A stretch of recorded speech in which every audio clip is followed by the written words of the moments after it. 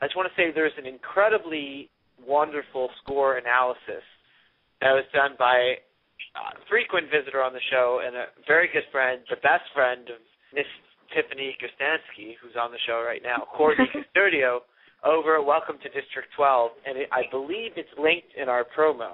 Is that right? Linked. Yes, it is linked in our... I tweeted the link. Oh, perfect. There you go. Yeah. Okay. So... Tiffany, do you want to say anything about that really quickly on behalf of Courtney? I mean, I know you're a big score person, too. Yeah, she did a fantastic job. We watched The Hunger Games again for, like, the third time on Friday, and then, like, I saw her the next day or something like that, and she showed me everything that she wrote from, like, all her thoughts and stuff about the score from that night, and it was long. Like, I looked at it and was like, you wrote all that from just, you know, your thoughts from watching it. So, I mean, it's incredibly insightful what she wrote about it, and, like, and it really takes you through the entire movie. So, and she just tweeted it again. So, yeah, you should really read that. Yeah, it was wonderful. I would be looking at it again if I could get this blasted internet to work. But Dee Dee, where are you when I need you? I wonder who's going to be cast as Dee Dee. That'll be very interesting. Sam, he's on the phone right now. Yes. That's right. We got Sam. All right, Sam, let's hear your opinion. Sorry to have delayed your thoughts. Oh, no, that's okay. No, my first opinion when I saw the movie was that I really liked how the music kind of sat in the background for most of it, but it emphasized the scenes where it needed to, and, you know, it didn't present itself in a way that drew your attention away from the story or what was going on. So I really like that, and James Newton Howard is really good at doing that kind of thing, and I saw on the booklet for the score how Gary Ross just praised him for being able to do that. And, you know, he would watch these scenes after the music was composed and just go, oh, wow, I can't believe what he did there. I never noticed that before. I never even thought about doing that. And so, yeah, I remember a long time ago just, like, hoping and praying that James Newton Howard would get to compose the music for the Hunger Games. And when they announced that he was going to, I was kind of sad that Danny Elfman wasn't going to be able to do it, but I was so excited for James Newton Howard. So I really liked the score. What's kind of sad, though, is my favorite song off of it is Horn of Plenty, and he actually didn't write that one. But the score itself is amazing. Oh, wait, I thought who wrote that one? Really, really... Do what? Who wrote Horn of Plenty? That was Arcade Fire. Oh, right, of course. Yeah. Sorry, I was getting confused for a second. You're right. But no, the score was great. I loved it, and I've listened to it so many times. Do you know what I think would be a really interesting experiment? If there is, I don't know how anyone could go about doing this, but if there was some way to watch the movie with your music, Sam, instead of the actual score. I actually had totally. I had a group of people comment on my Facebook page saying they took their iPods into the theater and listened to my music during Rue's death. Oh my God! Are you that's so cool. I was flattered by that. Oh my God! That's unbelievable. Yeah, I was pretty shocked. Okay, now, but I thought it was really, really cool. Now I need to do that when I go see it again. Well, if there's any way that someone could find like a non-music version somehow, and then you could play Sam's music in the background, it could be sort of like the Pink Floyd Wizard of Oz thing. It would be really amazing to get to do that experience. No, that's amazing. And Sam, I agree with you. The one point I did want to make, and I wonder if you felt the same way. When I left the movie, I was telling people, and Savanna, I know, said this because we both agreed. I said the score was really great because it was so understated, and I didn't think it was all that memorable, but I thought it was effective.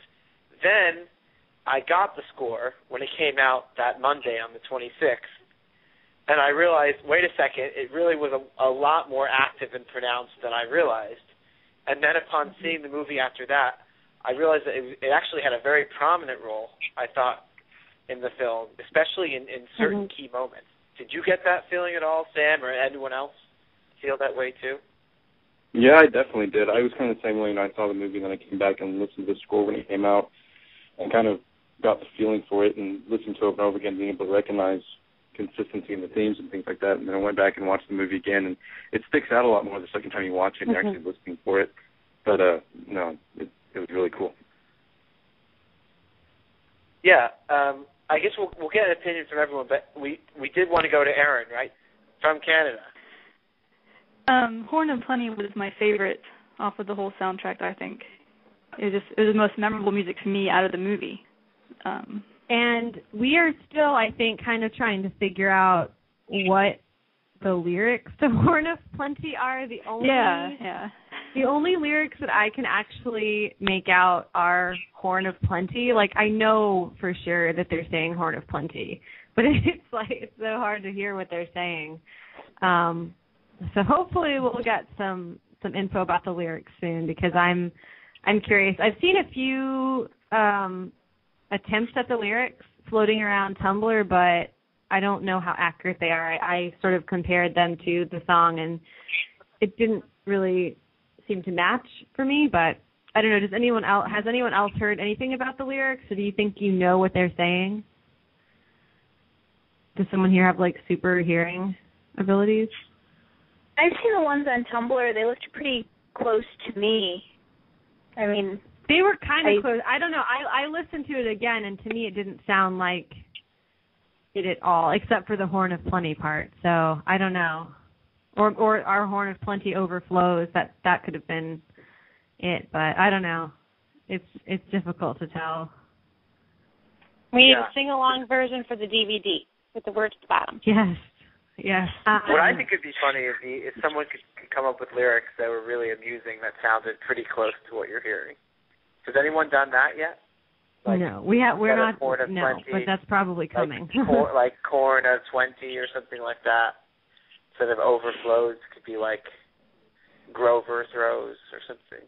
I don't know. Oh, Adam. There's a lot of creativity that someone with a lot of free time could do. Anyone listening who has free time, feel free to do something like that. I also, Erin, loved Horn of Plenty. My other favorite tracks are Searching for PETA, I think is amazing. And then probably my favorite one is The Train. I think that it's just so, it's one of the most beautiful and yet saddest pieces of music that I think I've ever heard. And I just think it perfectly captures the mood of that scene when they board the train and they're sort of faced with the opulence of the Capitol for the first time. I think it's really, really exquisite. Tiffany, you talked about Courtney's score analysis, but what are your thoughts on the score and some of your favorite tracks from the album? Well, one of my favorites is Reaping Day, just because there's like a part in it that sounds like almost exactly like the Rohan theme in Two Towers. And when I was watching the Hunger Games again, I noticed that part, that like exact part, plays right after PETA gets reaped, and I started laughing. I felt really bad. But yeah, so every time that plays, I always think of that. And then also, I love Horn of Plenty. I mean, who doesn't like that? And then also, I like I think it's Learning the Skills one, just because it reminds me of the scene where Foxface is like at the computer thing doing, her like matching thing. It really stood out to me just because it's so like lots of percussion and stuff in that. Yeah. So those are my favorite parts.